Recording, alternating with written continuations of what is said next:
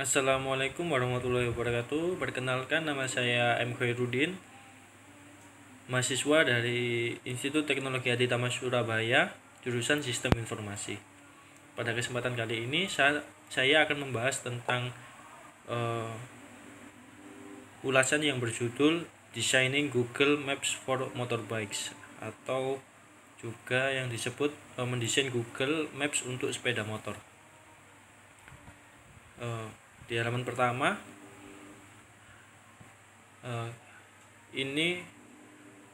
artikel ini bertujuan mengenai bagaimana para peneliti ini menghasilkan suatu produk yang lebih baik dan lebih inklusif, khususnya di bidang atau pada aplikasi Google Maps.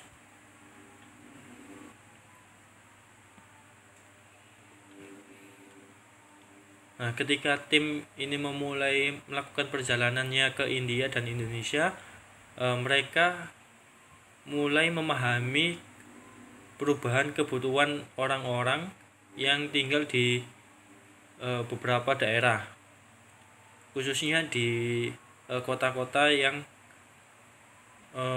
cukup padat. Ini perubahan kebutuhannya juga cukup berkembang pesat.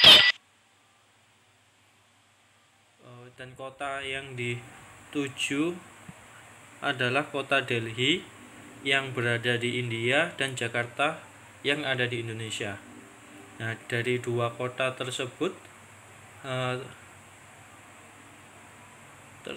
mereka menyimpulkan bahwa Google Maps telah gagal. Nah, pada kota Delhi di India,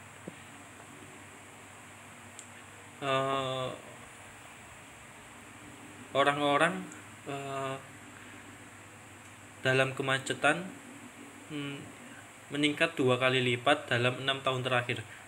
Jadi dalam 6 tahun terakhir ini kemacetan di kota Delhi meningkat cukup pesat hingga 2 kali lipat. Dan di Jakarta dalam 22 hari setahun juga ada peningkatan kemacetan. Nah, dari data tersebut mereka berharap kendaraan roda 2 dapat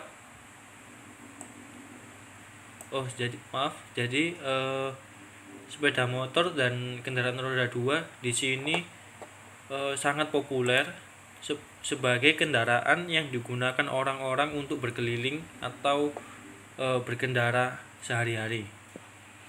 Jadi kemampuan roda 2 ini cukup mampu untuk melewati lalu lintas yang padat, dan juga mereka memiliki efisiensi yang lebih murah juga dibandingkan dengan mobil atau roda 4.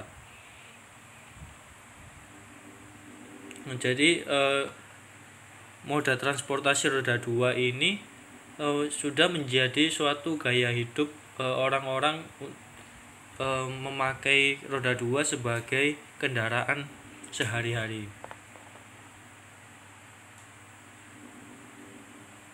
Mereka juga menemukan bahwa Google Maps ini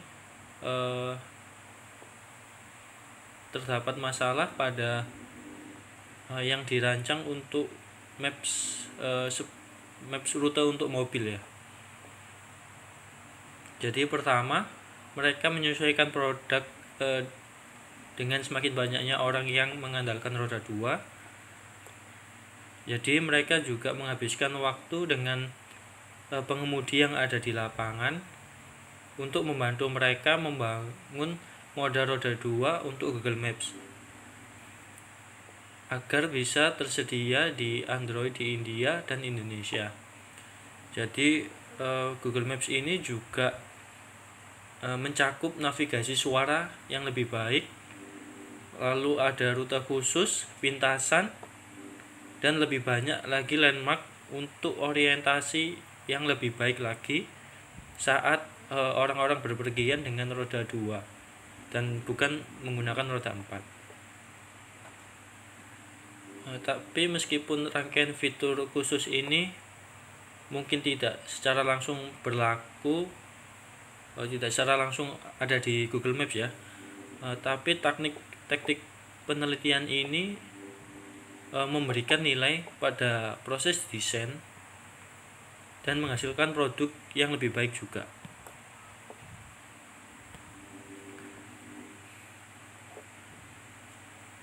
Lalu selanjutnya di sini juga peneliti Google yaitu Raj Arjan dan desainernya Lauren Helenza juga menguraikan cara terbesar mereka untuk membantu tim produk menemukan peluang baru untuk terhubung dengan orang-orang yang menjadi target mereka.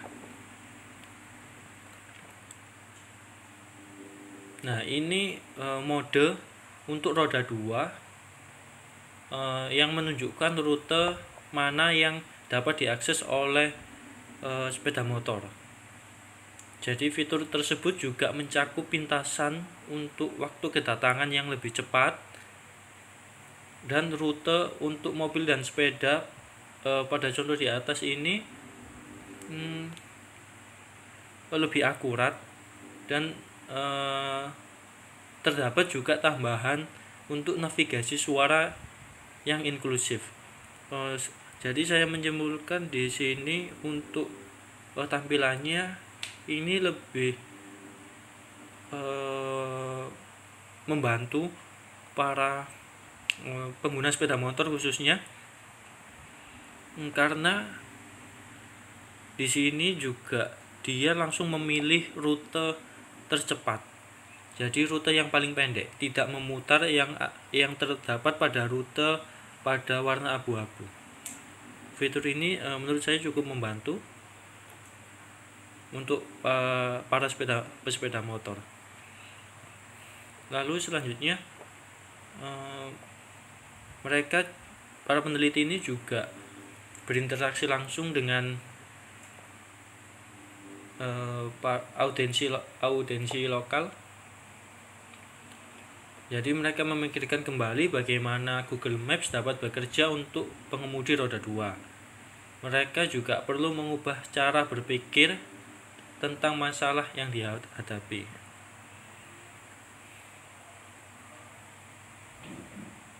Jadi mereka juga berfokus pada penelitian langsung untuk membantu lebih memahami dan berhubungan dengan pengalaman dan kebutuhan sehari-hari orang-orang. Jadi mereka juga pergi ke tempat pengemudi roda 2 dan mereka juga membawa tim yang beragam juga bersama mereka. Di sini seharusnya ada foto para pengemudi roda 2 di Jakarta. Mereka juga memiliki gaya foto yang gaya berkendara yang berbeda-beda. Jadi cara mereka berkendara terdapat perbedaan setiap orangnya. Nah, ini dari tim peneliti termasuk insinyur dan desain UX-nya dan manajer produk sekaligus pimpinan pemasaran, semuanya juga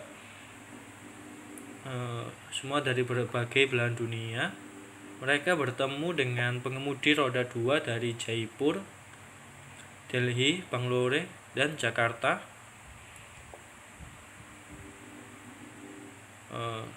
Pada lingkungan pusat transportasi yang ramai hingga ke rumah-rumah orang.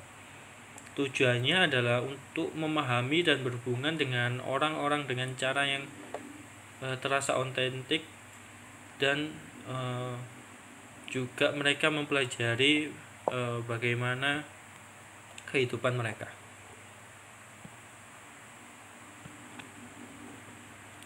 Jadi selama perjalanan mereka juga mengobrol ya dengan para pengemudi roda 2, dan juga mereka bersepeda bersama mereka di seluruh kota. Proses penelitiannya juga membantu mereka, para peneliti, memahami cara pengemudi roda 2 mengambil keputusan di jalan raya. Mereka juga menemukan bahwa orang-orang menggunakan berbagai metode untuk menavigasi dengan kendaraan roda 2 mereka. Beberapa juga menghafal rute sebelumnya, yang lainnya ada yang mengikuti navigasi suara. Jadi terkadang orang-orang melihat rute ketika mereka belum berangkat, jadi menghafal rutenya. Ada juga yang langsung berangkat dengan mendengarkan suara dari navigasi suara di Google Maps.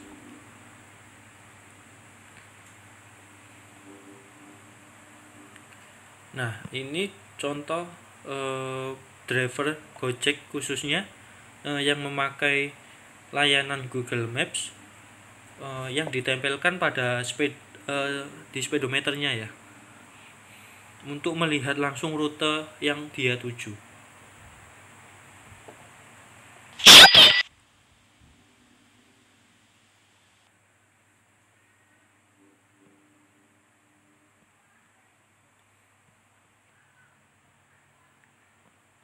Selanjutnya dari percakapan tadi, para peneliti melihat fitur mana yang paling membantu pengemudi.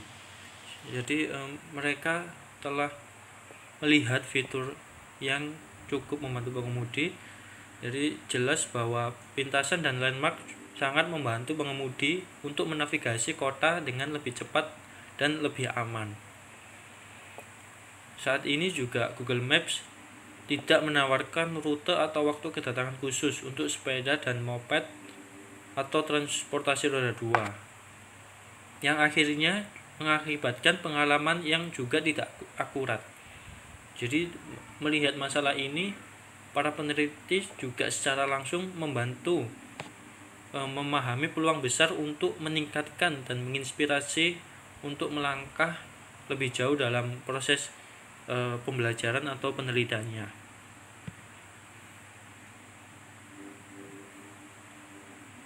Nah, mereka ini selanjutnya juga bekerja sama dengan komunitas lokal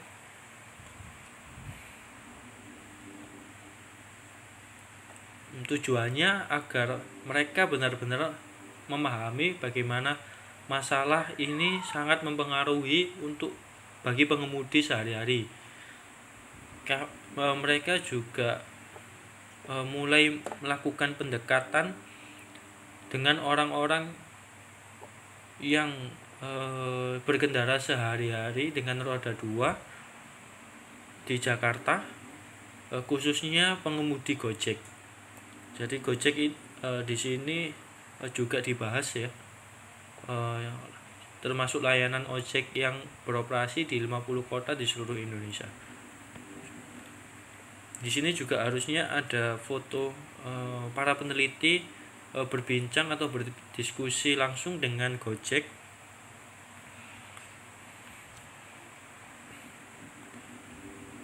Jadi seorang pengemudi Gojek ini juga menjelaskan bagaimana jadwal waktunya dengan desainer dari Google, yaitu Lauren Kalenza, dan manajer produk grup, yaitu Chris Vitaldevara.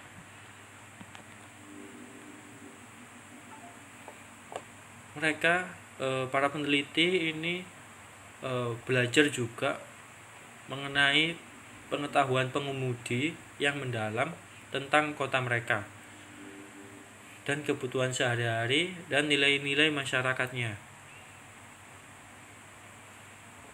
Para peneliti juga membuat garis waktu tentang apa yang dilakukan pengemudi pada hari-hari biasa. Mereka juga membahas pro dan kontra ketika tinggal di Jakarta, dan juga membuat sketsa atau ide bersama. Kegiatan ini juga sangat membantu para peneliti untuk memprioritaskan kebutuhan yang paling penting dahulu. Jadi contohnya beberapa pengemudi juga memberitahu kepada tim Google Maps dan menyarankan jalan yang tidak dapat diakses oleh kendaraan roda 2 yang menyebabkan frustasi. Nah, di sini ini saya juga pernah pengalaman mengenai hal tersebut. Saya pernah memakai Google Maps ketika saya sedang luar kota, dan waktu itu memang tempat yang saya tuju memang agak lokasinya agak terpencil ya, bukan di kota, agak ke desa. Nah, ketika saya melihat Google Maps, diarahkan ke jalan yang seharusnya itu tidak bisa dilalui oleh sepeda motor, yaitu di situ seperti jalan yang menuju ke hutan dan hanya bisa ditempuh oleh jalan kaki, tidak bisa sepeda motor itu masuk. Nah, dari situ saya juga sangat kesal karena memang sudah jauh-jauh mengikuti rute yang disarankan oleh Google Maps, ternyata rute tersebut malah menunjukkan rute yang seharusnya tidak bisa digunakan atau dilalui oleh sepeda motor. Akhirnya saya harus putar balik dan mencari rute yang lainnya. Di sini para peneliti juga membahas hal ini juga ya. Lalu hal penting lainnya dari lokakarya ini, mereka juga memahami bagaimana pengemudi Gojek berinteraksi sebagai komunitas. Para pengemudi ini juga menggambarkan bagaimana mereka mengandalkan atau berinteraksi satu sama lain jika tersesat atau saat perangkat atau handphone yang mereka gunakan sedang tidak berfungsi dengan baik. Hal tersebut juga menunjukkan bagaimana orang membuat keputusan sebagai komunitas, bukan hanya sebagai individu. Berarti di sini saya menyimpulkan bahwa kalau pada Gojek ini terkadang juga terdapat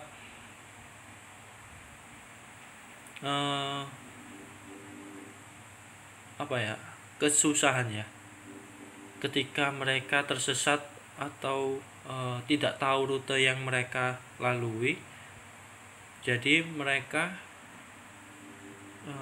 membuat keputusan untuk saling bertanya dengan pengemudi lainnya, dan di situ juga cukup membantu mereka.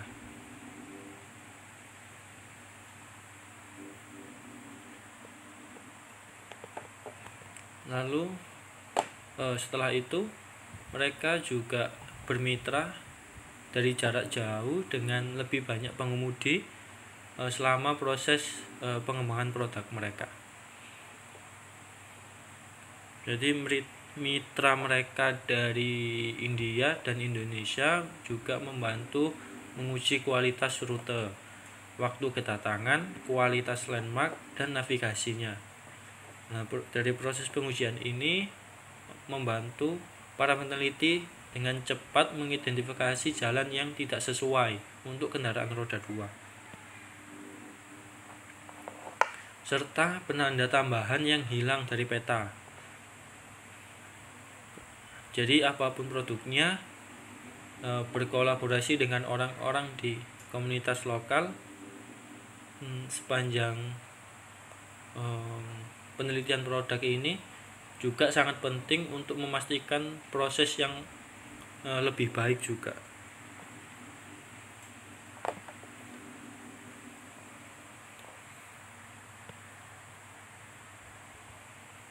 Jadi di sini judulnya adalah membagikan wawasan melalui pengalaman dan bukan hanya dari data saja.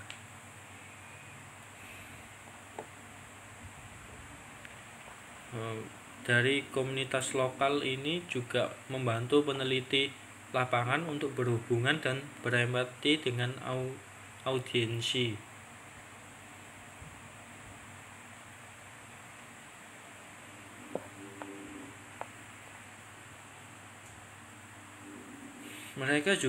Para peneliti juga perlu meningkatkan pemahaman yang lebih mendalam agar rekan tim mereka lain yang tidak terlibat dalam proses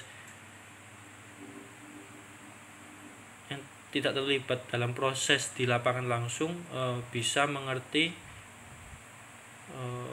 apa yang mereka dapat dari hasil penelitian ini.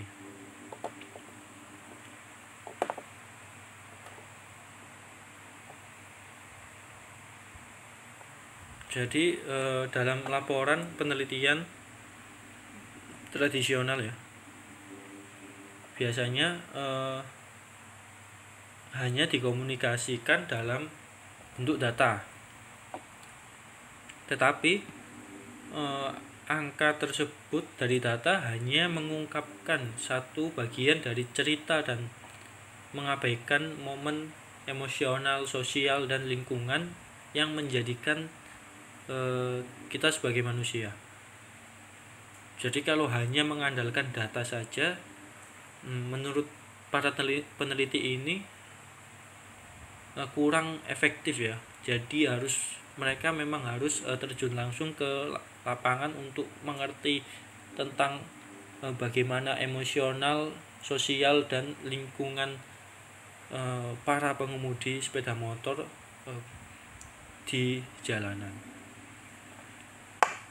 Mereka juga membangun pengalaman yang lebih baik untuk pemahaman yang lebih kepada orang-orang. Oleh karena itu mereka memutuskan pada awal penelitian untuk merekam pengalaman mereka melalui video, foto, dan audio.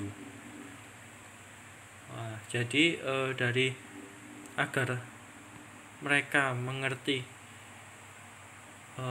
bagaimana proses atau yang dirasakan para pengemudi sepeda motor ini, mereka menggunakan video, foto, dan audio untuk merekam hasil penelitian mereka yang berada di lapangan. Mereka juga ingin menciptakan bagaimana yang dirasakan oleh pengemudi secara langsung.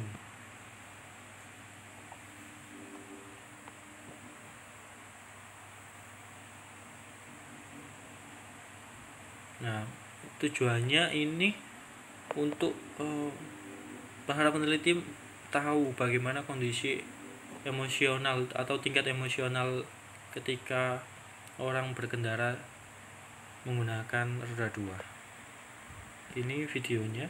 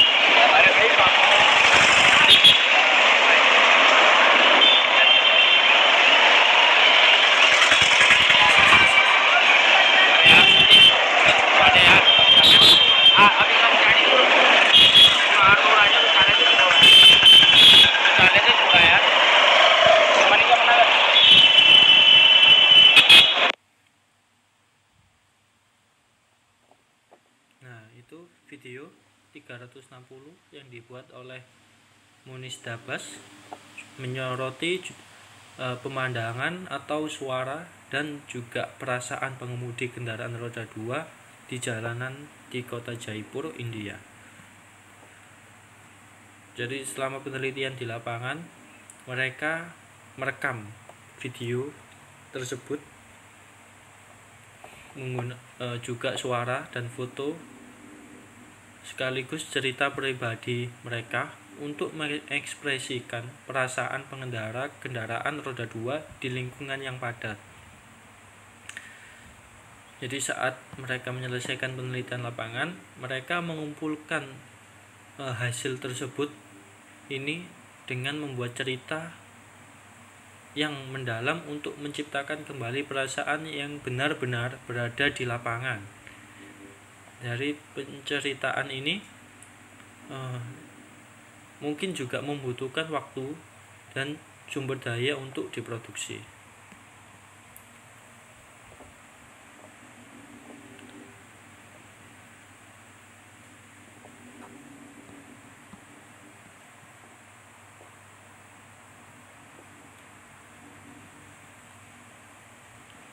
Nah, ini menetapkan prinsip atau desain sejak dini untuk menetapkan visi dan arah produk.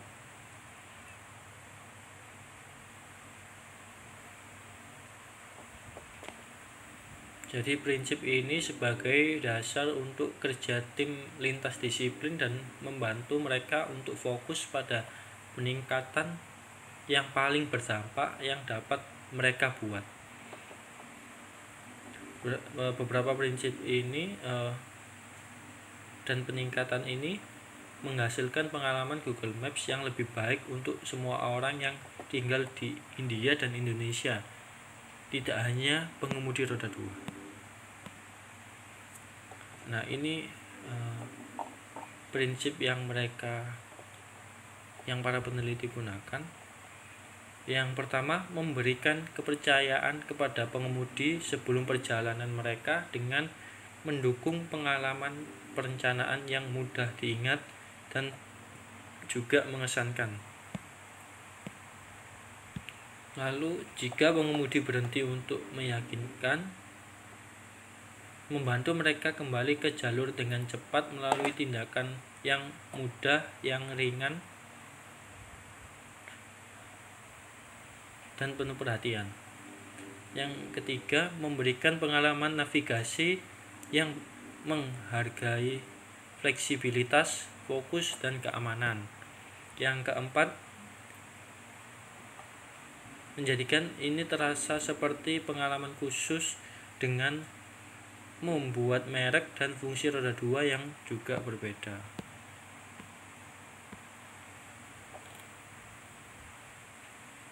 Prinsip desain tersebut juga membantu mereka mengerjakan detail tertentu. Contohnya, penulis Google Christine Nguyen merujuk pada panduan saat memilih nama untuk modenya.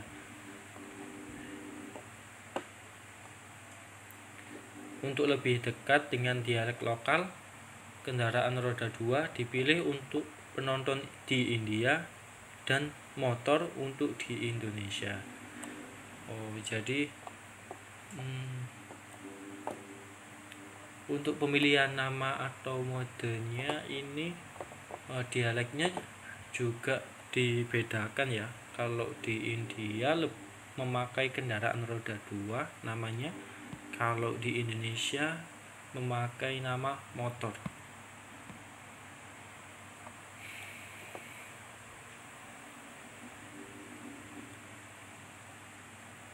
Nah, empati ini yang digunakan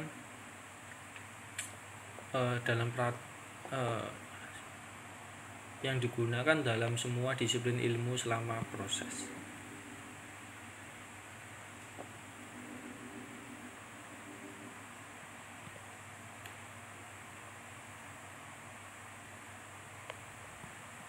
Mengembangkan mode roda 2 untuk Google Maps adalah pertama kalinya dalam beberapa tahun mereka menambahkan fitur transportasi baru ke aplikasi. Mereka merancang pengalaman empati dengan tim produk dan bekerja sama dengan komunitas lokal. Itu cukup penting untuk memastikan pengalaman yang lebih inklusif bagi pengemudi kendaraan roda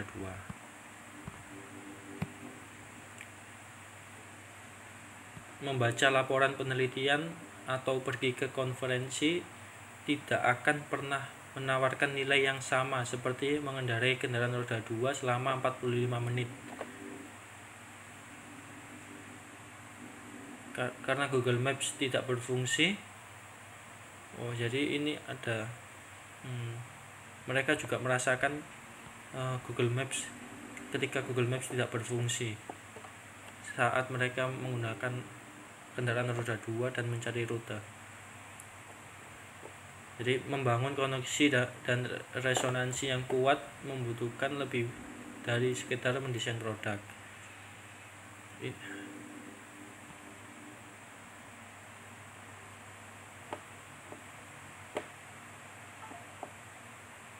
Jadi merancang praktik empati dan budaya sebagai bagian inti dari proses pengembangan produk ini. Jadi dari semua rangkaian ini saya simpulkan yang pertama, Google Maps menurut peneliti kurang gagal. Jadi gagal dalam pengembangan produknya karena di Jakarta dan di India ini mengalami kemacetan yang meningkat, khususnya di India, di kota Delhi tadi kemacetannya meningkat hingga 2 kali lipat ya. Lalu di kota Jakarta pun juga seperti itu. Nah, di sini di kota Jakarta dalam 22 hari terakhir juga kemacetannya meningkat. Dari sini peneliti menyimpulkan kalau Google Maps ini masih terdapat kekurangan yang harus dibenahi oleh tim aplikasi Google Maps. Lalu yang kedua, mengenai rute untuk roda 2 ini juga terdapat miss ya, maksudnya tidak sesuai. Ada rute yang seharusnya tidak sesuai untuk roda 2, tetapi oleh Google ini malah disarankan untuk melewati rute tersebut. Nah, kalau menurut peneliti ini hal tersebut ini cukup mengesalkan ya, karena kita sebagai konsumen menggunakan Google Maps ini juga sudah percaya bahwa rute yang disarankan Google ini adalah rute terbaik. Ternyata tidak seperti itu kenyataannya. Oleh karena itu di artikel ini peneliti berusaha untuk menghilangkan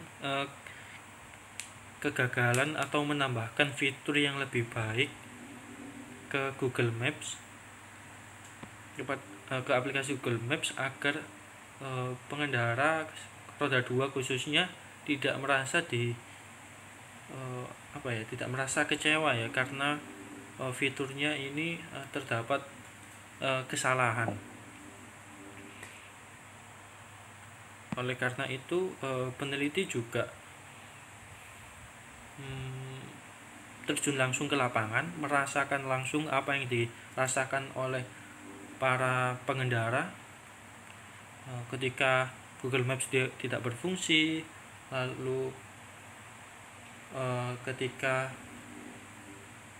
Google Maps ini menyarankan rute yang tidak sesuai. Nah, dari situ mereka dapat memperbaiki kembali fitur-fitur yang masih kurang yang diterapkan oleh Google. Harapannya ke depan Google Maps bisa lebih akurat dalam rute yang disarankan untuk kendaraan roda 2 dan meminimalisir kemacetan yang ada di kota Delhi dan kota Jakarta khususnya,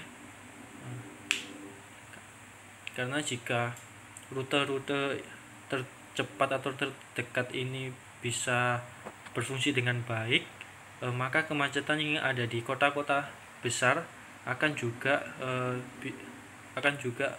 bisa terminimalisir lebih baik lagi. Sekian